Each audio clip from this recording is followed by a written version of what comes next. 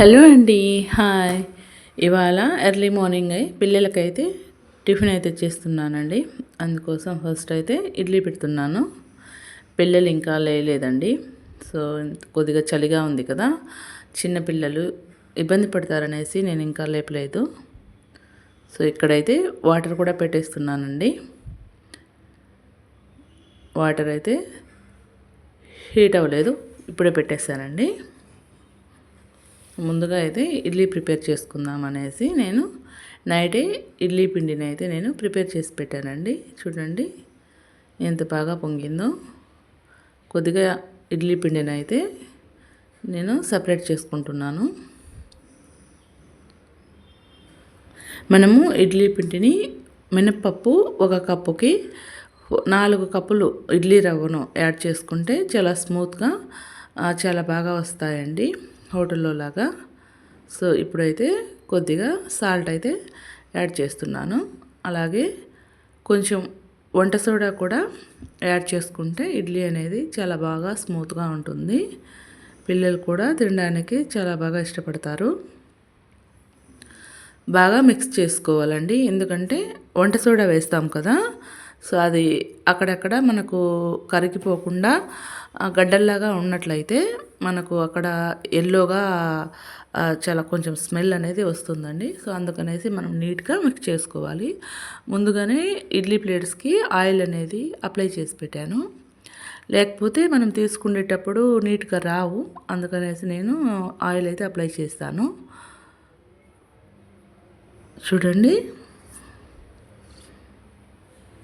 ఇలా ఇడ్లీ పిండిని మనం కొద్ది కొద్దిగా ఇడ్లీ ప్లేట్స్లో వేసుకోవాలి. నేనైతే ఇలానే వేస్తానండి. ముందుగా వేసి పెట్టడం అంటే నాకు కొంచెం భయం.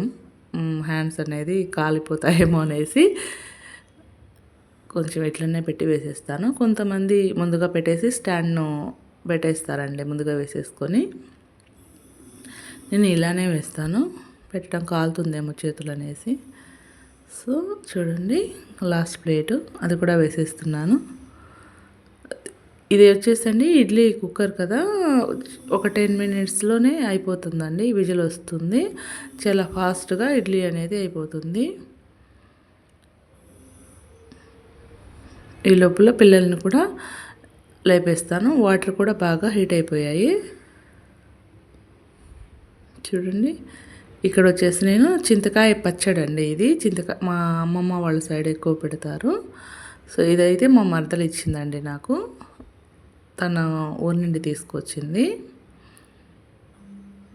చూడండి ఇడ్లీ అయితే రెడీ అయిపోయింది. చూడండి ఎంత స్మూత్గా ఉన్నాయో. పిల్లలకైతే నేను స్నానం చేయించేసాను. సో వాళ్ళ డాడీ అయితే బట్టలు వేస్తున్నారు. సో నేనైతే ఇడ్లీ పెట్టేస్తున్నానండి. కొద్దిగా చలి ఎక్కువగా ఉందండి, ఇబ్బంది పడుతున్నారు. సో ఫాస్ట్గా టైం అయిపోతుందనేసి పెట్టేస్తున్నానండి. ఇంకా చట్నీ ప్రిపేర్ చేయలేదండి. కొంచెం పిక్కలు అయితే వేసేసి పెట్టేస్తున్నాను. ఓకేనండి. ఇప్పుడైతే పిల్లలను స్కూల్కి పంపించేస్తానండి. మళ్ళీ ఇంట్లోకి చట్నీ చేయడానికైతే వచ్చేస్తాను. మళ్ళీ ఫస్ట్ మనం పల్లీలు తీసుకొని ఇలా చేసుకోవాలండి. ఇప్పుడు మనం కొద్దిగా ఆయిల్ వేసుకొని హీట్ చేసుకొని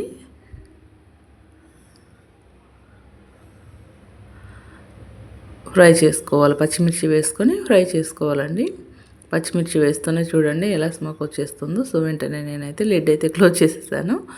సో ఇప్పుడు మనం చట్నీ ప్రిపేర్ చేసుకుందాం. ఫస్ట్ అయితే వీటిని వేరుశనక్కాయ పప్పులని కూడా అంటారండి యాక్చువల్గా మా సైడ్ అయితే, కానీ అందరికీ అర్థమవుతుందనేసి నేను పల్లీలనే చెప్తున్నాను.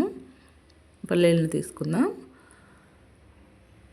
ఇప్పుడు మనం ముందుగా ఫ్రై చేసుకున్న పచ్చిమిర్చిని కూడా వేసుకుందాం ఇందులో.